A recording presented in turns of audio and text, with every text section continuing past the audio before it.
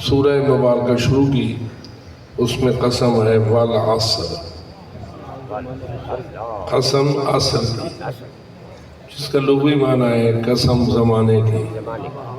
زمانے کی مختلف چیزوں پر لفظ عصر بولا جاتا ہے۔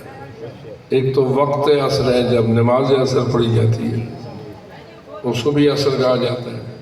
ایک دور ہے جس میں آپ گزر رہے ہیں، عصر حاضر، جس کی کوئی عصر حاضر کہا جاتا ہے۔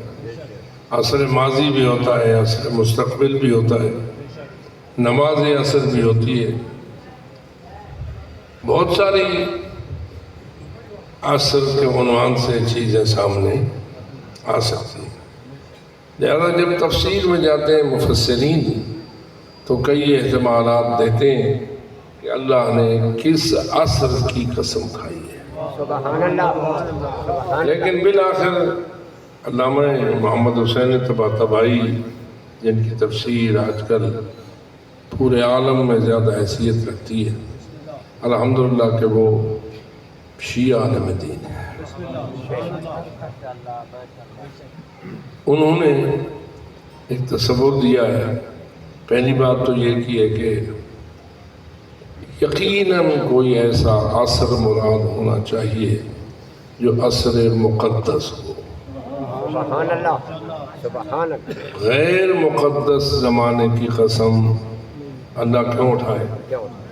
قسم اللہ کا اٹھانا ہی دلیل ہے کہ جس عصر کی اللہ قسم اٹھا رہا ہے وہ کوئی مقدس قسم کا عصر ہے، محترم اور معزز قسم کا زمانہ ہے جس کی اللہ قسم اٹھا رہا ہے۔ سبحان اللہ۔ اب پھر وہ آگے بڑھ کے فرماتے ہیں، ذرا تھوڑا سا دیکھیے، ماضی بھی گزرا ہے، حال بھی موجود ہے، مستقبل بھی آ رہا ہے۔